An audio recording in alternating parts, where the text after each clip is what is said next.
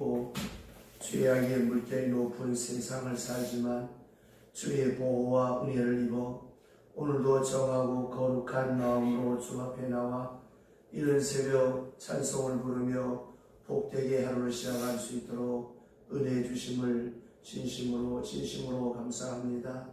하나님, 이 시간 우리가 이렇게 주 앞에 나온 것은 우리의 결심과 우리의 의지가 굳건함도 아니었고 주께서 강한 팔로 붙잡아 주시고 또 나약한 육체를 쳐서 복종시킬 수 있는 힘을 주셨으며 또한 게으름과 나태함으로 치닫는 저희 자신을 주께서 강한 손길로 이끌어주시고 인도하여 주셨기에 이 아침도 주 앞에 나왔습니다. 하나님 아버지, 주께서 부르시기에 오늘 우리가 여기 있고 주께서 보호해 주시기에 그 모든 것으로부터 자유하게 해주시는 그 놀라운 은혜를 진심으로 감사합니다. 하나님 아버지, 우리를 여기까지 인도하셨습니다. 이제 간절히 비옵는 것은 지금까지 인도하셨던 것처럼 이제 남은 생도 은혜와 평안과 강건과 그리고 소망 가운데 우리를 지키시고 인도하여 주옵소서.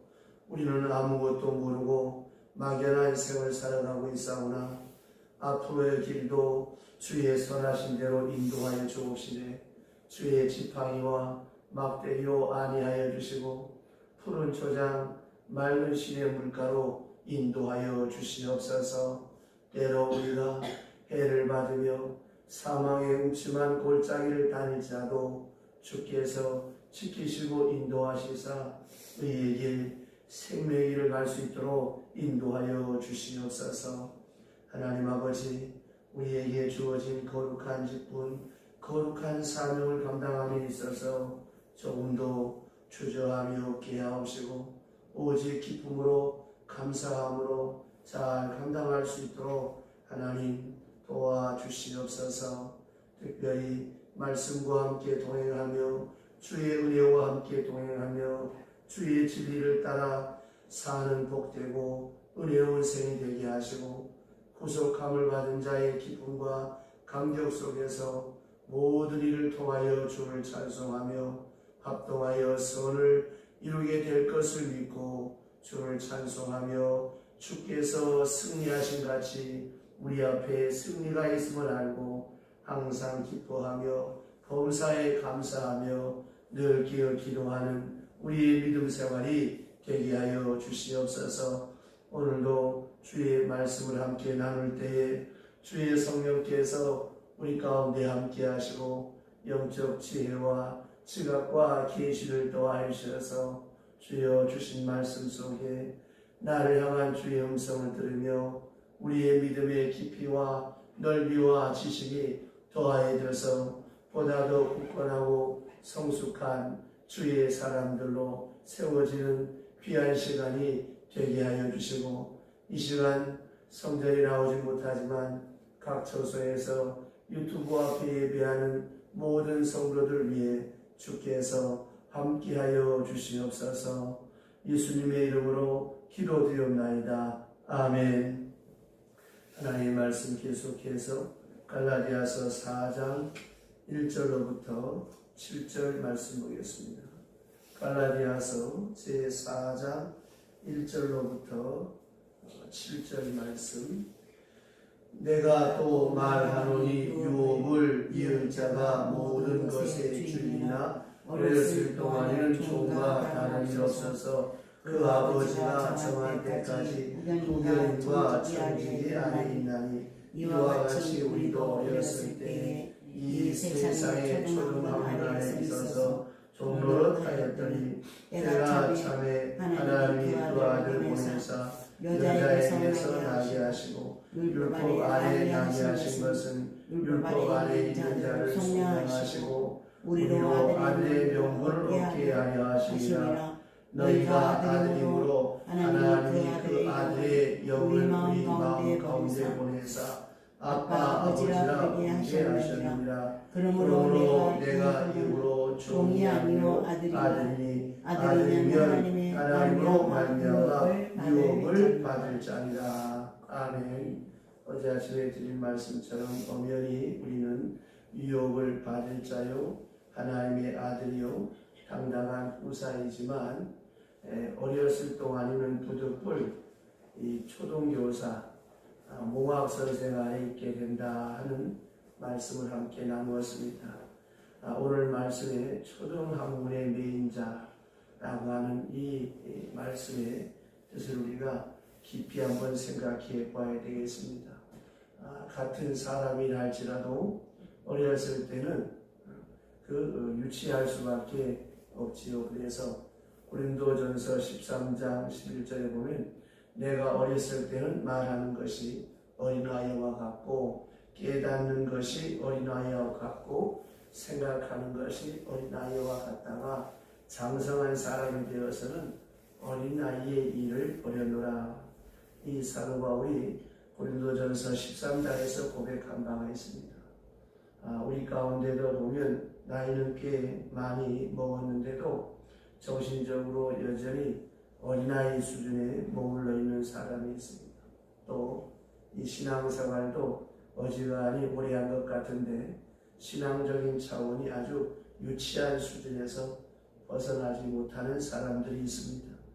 어린아이 정도라면 그래도 괜찮은 편인데 이 아주 어린 이 베네치까지 하는 그런 사람들을 보게 됩니다.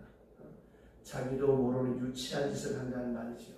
나이는 먹었지만 또 신앙생활을 오래 했지만 여전히 그 어린아이 수준에서 벗어나지 못하는 미숙하로 평생을 살아가는 사람들을 보게 됩니다. 오늘 주신 말씀에 보시면 어렸을 동안이라고 하는 말씀이 나옵니다. 이 말은 자연히 이제 시간이 지나 이 성장하면 훌륭한 인격으로 또 하나님의 사람으로 나타나게 되겠지만은 아직까지는 어린아이입니다. 그래서 이 중생이라고 하는 이 헬라 말은 게네데아노엔이라고 하는 말인데 이 말은 위로부터 태어난다는 뜻입니다. 그러니까 땅으로부터 난 것이 아니고 위로부터 난다.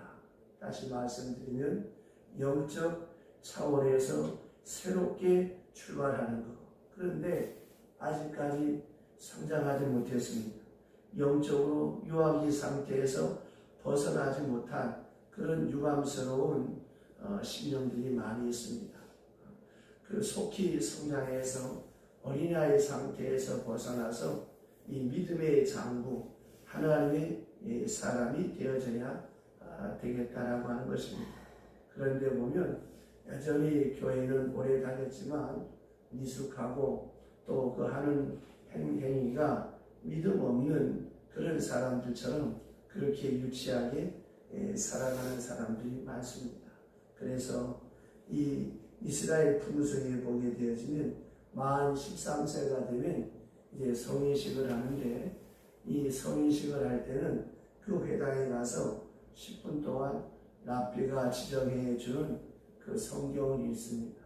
읽다가 틀리면 다시 읽고 또 다시 읽고 이렇게 읽은 다음에 이제 그 아버지가 큰 소리로 이제 하나님 앞에 기도합니다.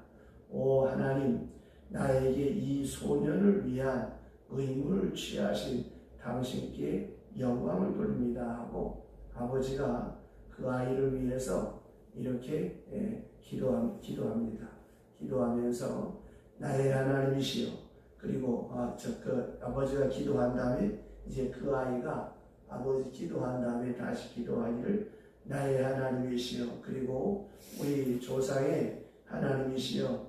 이 거룩한 날 소년으로부터 이 성인이 되는 표지를 갖게 되었습니다. 나는 겸손한 마음으로 당신께 눈을 들어 이 성실과 이 진리를 증거합니다. 나는 당신의 계명을 지키고 당신을 향한 의무를 감당할 것을 맹세합니다. 이렇게 여러 사람 앞에 하나님 앞에 맹세의 기도를 합니다. 이렇게 기도하면 이제 마지막으로 회당장이 나와서 이렇게 축복 기도를 함으로써 이렇게 성인 예식이 끝이 납니다. 그때부터 이제 이 아이가 이 성인이 되어지는 것입니다. 그러니까 이와 같이 어렸을 때가 있고 성인이 되는 때가 있는데, 어렸을 때는 어떻습니까? 어쩔 수 없이 무엇이든지 매일 수밖에 없는 거예요. 오늘 준 말씀을 보면 엄연한 아들이요 유업을 이을 자이지만 어렸을 동안에는 종과 다름이 없다. 그러니까 후견이 이 청지기 아래 둔다라고 하는 것이죠. 그러니까 엄연한 주인이지만 그 뒤에 이제 가정교사처럼 후견 밑에 있다고 하는 것입니다. 어느 회사에 그 아들이 제일 막장에서 일반 사원들과 함께 똑같이 제복을 입고 똑같이 일을 합니다. 그런데 그 사람들이 이 아들이 그 회장의 아들인 줄 알아요. 그런데 이 회장은 일부러 그 아들을 일반 평사원처럼 똑같이 시험을 보고 입사 시험을 봐서 입사해서 제일 막장에다가 그 아들을 거기에 보내놨습니다. 보낸 이유는 장차 이 회사를 물려받을 그런 아들이지만 그 아들 훈련시키기 위해서 가장 말단 사원에서부터 마치 종과 같이 이제 그 기술을 배우고 또 인간관계를 배우고 또 회사 생활과 조직 생활과 공동체 생활 이런 밑바닥 생활을 다 거쳐서 경험을 쌓도록 그렇게 훈련을 시키는 어느 장로님의 아들이 있습니다. 그와 같이 어렸을 때는 엄연한 주인의 아들이지만 종과 같이 되어야 하고 될 수밖에 없다는 것이죠. 후견인 밑에 두었다고 하는 것입니다. 초등학문 안에 있다라고 하는 것. 지난 시간에 살펴본 대로 몽학선생 초등교사 안에 있다. 이 초등학문은 유치하지요. 아이들 책을 보면 그림도 많고 글씨도 큽니다. 그런데도 어른이 되어서 여전히 만화 같은 거나 그런 것만 좋아한다면 유치할 수밖에 없겠죠. 미숙할 수밖에 없겠죠. 그러나 성인이 되면 어떻습니까? 작은 글씨가 빼곡하게 박혀있는 그런 책을 읽고 소화하고 또 생각을 해야 되는데, 그렇지 못하면 여전히 그 수준이 이렇게 미미할 수밖에 없겠죠. 또 어린아이에게 종으로 대한다. 종들과 마찬가지로 억압을 받아야 되고 종에게는 자유가 없고 시키는 대로 따라해야 하는 것처럼 어렸을 때는 그 부모님을 자식을 마음대로 하게 내버려 두지 않습니다. 이렇게 해라 저렇게 해라 하면서 가르치고 순종하게 합니다. 비록 주인의 아들일지라도 도리가 없어요. 어렸을 때는 부득불 이렇게 엄격한 제재를 받으면서 자유가 없이 이렇게 자라갑니다. 왜 제가 이 성인 예식과 어느 장로님 아들과 유치한 이 어린 시절의 것을 말씀드린가 하면 우리의 신앙생활도 똑같습니다. 신앙적인 면에서 어린아이 같은 사람은 제재가 많을 수밖에 없겠지요. 유치하다는 말을 좀 더 심리적으로 생각해 보면 시야가 좁다 하는 그런 뜻입니다. 여러 가지를 한꺼번에 종합해서 사고하지 못하고 눈앞에 있는 한 가지만 생각하는 거예요. 교회, 나라, 세계 그리고 하나님을 다 생각하고 이렇게 살고 말해야 되는데 그렇지 못하다는 거예요. 마치 어린아이들이 앞뒤를 가리지 않고 현재 것만 생각하잖아요. 그것처럼 신앙생활하면서도 어린아이처럼 생각이 좁은 사람이 많습니다. 나만 위해달라고 하는 거. 전부가 자기 중심이고 생각이 깊지를 못합니다. 이런 유치한 상태에 있으면 어린아이.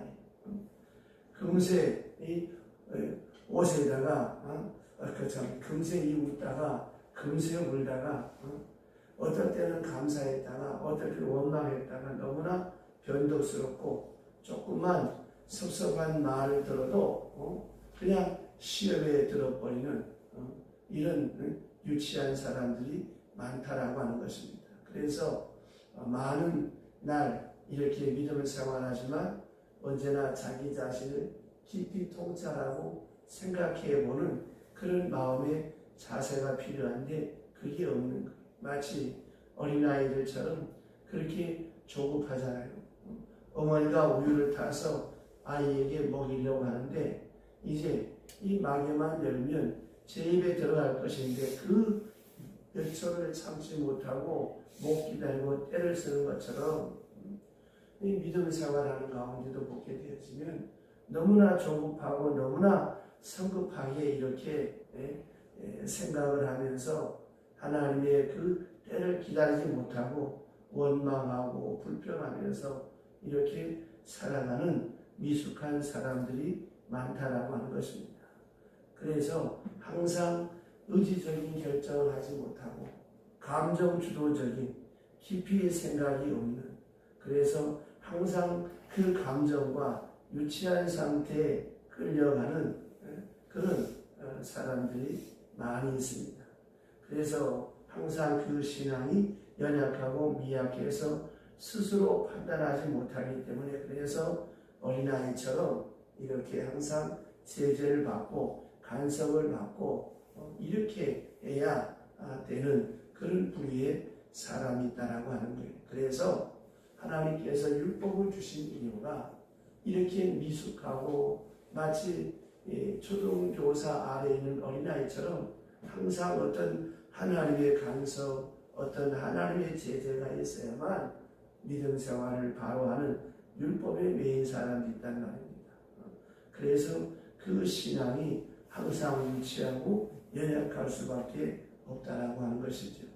그래서 오늘 여기 말씀 4절에 보시면 때가 차매, 이 말은 기한이 차서 주님이 오셨다고 하는 말입니다. 때가 찼다는 말은 성경에 예언한 때가 찼다는 것이요, 하나님의 경륜의 때가 찼다는 것입니다. 여기에 여러 가지 구체적인 이유가 있습니다만은 보편적으로 많은 학자들이 인정하면서는 당시 로마 제국은 정치적으로 온 세계를 지배하고 있었고 전쟁이 없었습니다. 그래서 복음 전하기에 안 맞는 시기, 그래서 로마 시민권을 가지고 있는 이 사도 바울이 온 세계를 거침없이 다니면서 복음을 전할 수 있었고 많은 억압받는 백성이 있긴 했지만 그런대로 로마의 이 평화적 그 삶이 보장되는 그런 시대였습니다. 비록 이 팍스 로마, 즉 로마가 이 평화롭게 세계를 지배한다고 하지만 무력으로 지배하는 그런 세계가 되었습니다만은 바로 이런 때 이제 주님께서 오셨습니다. 그래서 문화적으로는 헬라 문화가 온 세계를 통용하는 때를 말하는 것이고, 때가 참이라고 하는 말은 그 다음에 이 헬라 문화가 통용되는 그런 시대라고 하는 것입니다.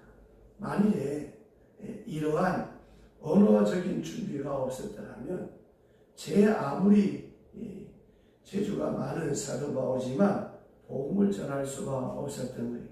그래서 각 나라마다 마을마다 언어가 전부 다르기 때문에 그러나 어느 곳에 가든지 헬라어로 복음을 전할 수 있는 이 헬라 문화가 온 세계를 지배하고 있는 때, 그때를 가리켜서 때가 찼다, 때가 참해라고 하는 말씀입니다.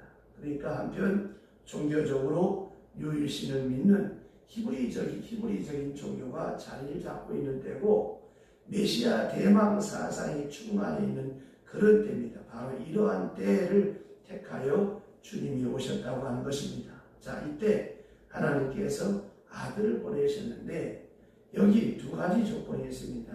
그 하나는 오늘 말씀대로 여자에게서 나게 하시고, 이것은 사람이 되었다는 거예요. 그럼 왜 사람이 되었느냐? 사람을 구원하기 위해서 사람의 몸을 입어 오셨다고 하는 말씀입니다. 요한복음의 말씀처럼 말씀이 육신이 되어 우리 가운데 거하셨다. 말씀이 육신이 되었다. 성육신의 교리, 아주 중요한 의미가 있습니다. 또 하나는 율법 아래 나게 하신, 이 율법 아래 나게 하셨다고 하는 말은 무엇인가 하면 예수님께서 율법을 지킬 필요가 없습니다. 그러나 그 율법을 지키면서 율법을 완성하기 위해서 율법의 모든 법을 다 지키는 자리에 계셨다라고 하는 말씀입니다. 또한 주님께서 오신 데는 두 가지 목적이 있습니다. 하나가 이 속량을 위해서, 자, 우리로 아들의 명분 5절에 보시면, 자, 5절 다 같이 보세요. 자, 5절 다 같이 시작. 율법 아래 있는 자들을 속량하시고 우리로 아들의 명분을 얻게 하려 하십니다. 자, 아들의 명분을 얻게 하기 위해서, 자, 먼저 속량하셨다라고 하는 말을 생각해 보면 이 구원과 속량은 같은 말이 아닙니다. 우리가 늘 구원한다 말합니다만은 이 구원은 건진다, 무엇으로부터 해방한다는 말입니다. 약간 소극적인 맛이 있는 동시에 자유와 해방의 개념으로 해석할 수가 있습니다. 여기에 비해서 속량은 우리가 일반적으로 사용하는 단어가 아닙니다. 당시 문화를 보면 이 말을 쉽게 이해할 수 있는데, 노예를 살 때 노예의 몸값을 지불합니다. 속량은 바로 값을 지불했다, 대가를 치렀다고 하는 뜻입니다. 그러니까 건져낸다고 하는 것이 아니지요. 주님께서 우리를 구원하시기 위해서 값을 치르셨다. 이게 얼마나 귀한 일입니까? 그런 값을 치렀다는 의미가 뭐예요? 이게 바로 십자가라고 하는 뜻입니다. 우리는 십자가를 바라볼 때마다 죽어야 할 나를 대신하여 그분께서 죽으셨다, 그의 피값을 치르셨다, 우리를 구원하셨다, 속량하셨다라고 하는 것을 늘 깨달아야 합니다. 주님께서 나를 속량하게 하시기 위해서 하신 두 가지 일이 있습니다. 이 두 가지 가운데 첫째가 뭐냐면 율법을 지킬 필요가 없는데 주님께서 율법을 지키셨어요. 아들은 이 법을 지킬 필요가 없습니다. 그러나 그는 스스로 법에 매입니다. 율법을 완성하시고자 함이고 심지어 주님께서 세례까지 받으십니다. 순결하고 죄 없으시면서 세례를 받으신 이유가 무엇입니까? 이 모든 율법을 대신 지킨다는 의미의 행위입니다. 완전히 율법을 지킵니다. 둘째로 이 율법을 완전히 지킴으로 그는 죽지 않아야 합니다. 죽을 필요가 없지요. 당연히 죽지 말아야 합니다. 죽음에 매일 필요가 없습니다. 그런데 주님께서는 십자가에 죽으셨어요. 이 점은 논리적으로 굉장히 중요한 의미를 가집니다. 그 의미가 무엇인가 하면 그는 죄인이 아니면서 죄인이 되었습니다. 이 말은 죄인인 사람이 죄인 아닌 사람처럼 구원받을 수 있다라고 하는 것을 의미하는 것입니다. 또 그는 죽을 필요가 없는데 죽었다고 하는 말은 무엇입니까? 당연히 죽어야 할 사람이 살 수 있다는 것을 뜻하는 것입니다. 이것이 바로 복음의 핵심입니다. 그는 우리를 대신하여 율법을 다 지키셨어요. 그러면 의인이 아니겠습니까? 의인이므로 죽지 말아야 하는데 그분이 죽었습니다. 이것이 바로 율법을 못 지킨 죄인 된 우리가 율법을 지킨 자처럼 구원받을 수 있다고 하는 것을 확실하게 말해주는 증거입니다. 이런 진리를 분명히 알아야 하는 거예요. 우리를 대신하여 율법을 지키고 죽지 않으실 분이 우리를 대신하여 죽으심으로 우리를 속량하셨고 값을 치르고 사셨어요. 거저 이룬 것이 아닙니다.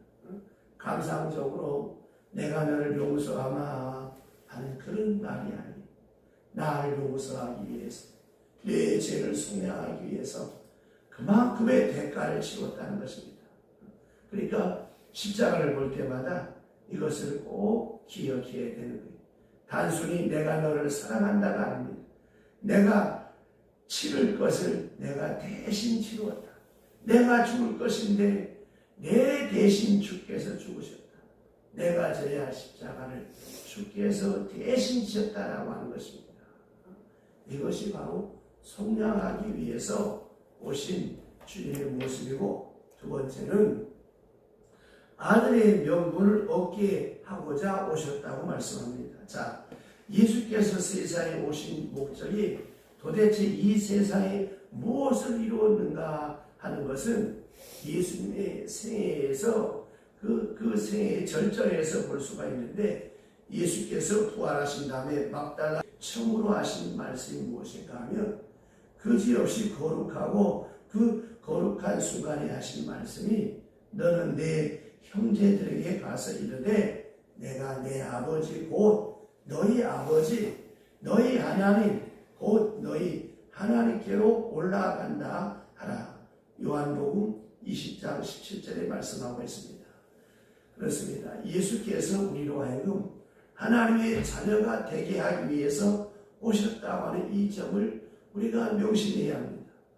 잃어버린 아버지를 찾아주기 위하여, 잃어버린 하나님의 자녀의 신분을 되돌려주기 위해서 아들의 명분을 얻게 하셨다라고 하는 이 말은 아들의 위치를 찾아주었다라고 하는 말입니다.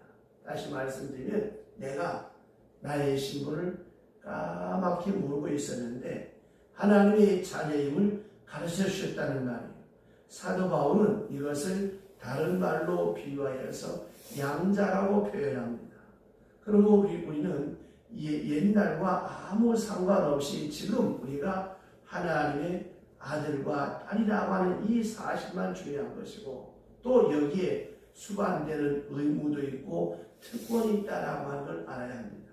다시 말씀드리면, 예수로 말미암아 우리가 얻은 것이 하나님의 자녀됨입니다. 우리가 십자가를 바라볼 때마다 생각해야 되는 것은 하나님의 자녀됨을 확증해야 되는 거예요. 하나님의 자녀됨, 하나님의 자녀됨은 자기 존재의 의미를 끊임없이 확인해 나가야 된다는 거예요. 자, 생각해 보세요. 내가 아무나 보고 아버지 그럴 수가 없잖아요. 그런데 내가 내 아버지를 보고 아버지라 부를 수 있는 것은 뭐예요? 그분의 자녀고 그분의 특권을 받는, 유산을 받는 그런 사람이라고 하는 것이지 않습니까? 그것처럼 하나님이 나로 하여금 하나님을 아빠, 아버지, 오늘 말씀대로 부를 수 있는 권세를 주셨다고 하는 것입니다. 그래서 그런 말이 있습니다. 모든 기도 응답은 하나로 통한다라고 하는 유명한 말이 있습니다. 이 말은 기도가 내가 하나님의 자녀임을 재확인하는 행위가 된다고 하는 뜻입니다. 너는 내 아들이다, 내 딸이다, 내가 너를 지극히 사랑한다. 그러므로 무슨 기도를 하였든지 마지막에 내게 주시는 응답입니다. 혹 내가 병들거나 실패했더라도 이는 하나님께서 나를 사랑하시기 때문에 주신 것이라고 생각합니다. 기도하는 목적이 바로 거기 있습니다. 온 세상을 하나님의 사랑 안에서 소화하고 이해하고 모든 사건을 하나님의 사랑 안에서 내가 받아들이는 이것이 바로 하나님의 자녀됨의 특권이요, 또 하나님의 자녀의 명분을 얻게 되었다는 것입니다. 자, 내가 데리고 들어온 남의 자식은 어떻습니까? 때리거나 야단을 치거나 조금만 섭섭하게 하면 어떤 생각을 합니까? 나는 이 집 자식이 아니니까 나를 관세한다, 무시한다. 그러나 내 자식은 뭐예요?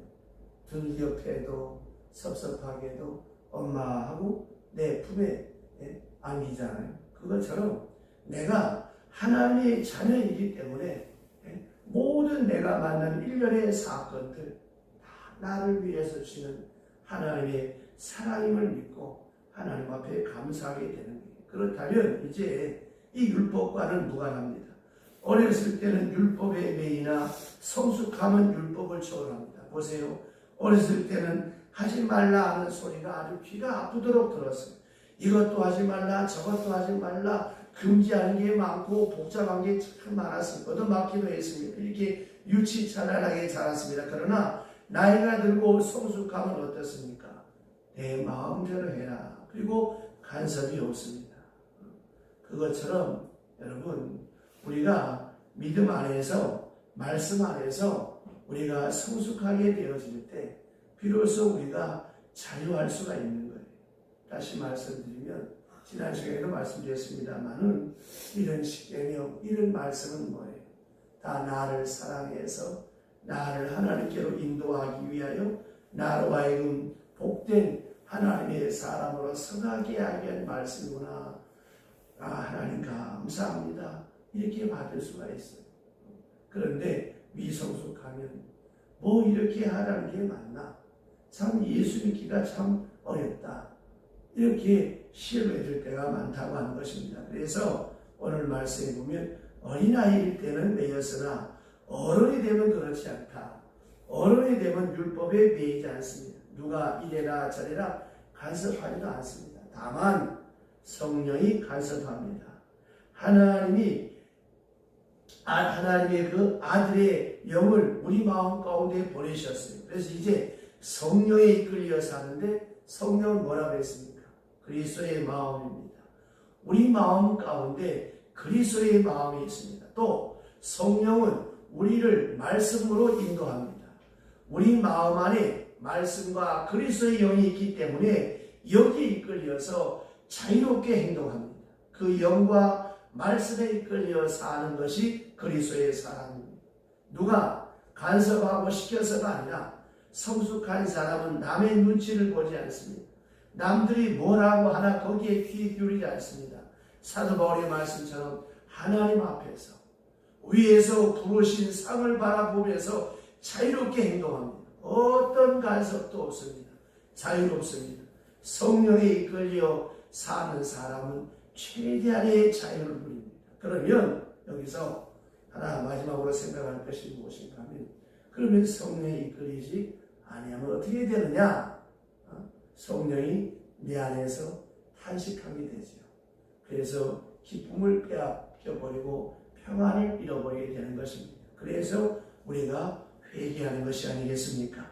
자, 우리가 어렸을 때 율법의 지배를 받지만 성숙하면 성령의 지배를 받습니다. 오직 성령의 지배 안에 다스림을 받습니다. 그리스도의 마음이 나를 다스립니다. 이제는 종이 아니라 아들에게 유업을 이어가게 합니다. 하나님께서 우리에게 주시는 모든 것이 다 유업이요 축복이요 이 유업을 이어가며 사는 삶이 바로 그리스도인의 삶입니다. 기도합시다. 하나님 아버지, 이 시간 주의 말씀을 함께 나누었습니다. 우리가 어렸을 때는 유치하고 미숙할 때는 미숙한 삶을 살 수밖에 없었지만 이제는 우리가 성숙한 하나님의 사람이 되어서 율법에 매이는 사람이 아니라 종이 되어서 이간섭 저간섭 받고 살아가는 사람이 아니라 이제는 성령의 지배하에서 성령의 인도하심을 따라 우리가 저 옛날 에녹처럼 한 걸음 한 걸음 주와 함께 동행할 수 있는 믿음의 사람이 되게 하여 주셔서 저 옛날 사도 바울의 말씀처럼 하나님 앞에서 위에서 부르시는 상을 바라보며 주의 거룩한 형상이 우리 안에 날마다 더하여져서 복된 하나님의 사람으로 믿음이 굳게 서갈 수 있는 주의 사람들이 되게 하여 주시옵소서. 이 아침에도 하나님 앞에 마음을 담고 정성을 담고 손을 담아 문명으로 감사의 물 봉헌합니다. 귀한 예물의 하나님 아버지 오른손은 저 복을 빌어 주옵시고 특별히 하나님께서 복을 주셔서 범사가 형통케 하시고 감사가 넘치게 하옵소서. 내일 거룩한 성일입니다. 내일을 위해서 오늘 하루를 경건하게 예비하고 준비하는 복된 날 되어서 이제 내일 대강절이 시작되어집니다. 예수의 오심을 기도와 말씀으로 묵상하는 이 대강절 첫 주일을 맞이하기에 부족함이 없도록 우리 성도들을 지켜주시고 인도하여 주시옵소서. 예수님의 이름으로 축복하며 기도드리옵나이다. 아멘.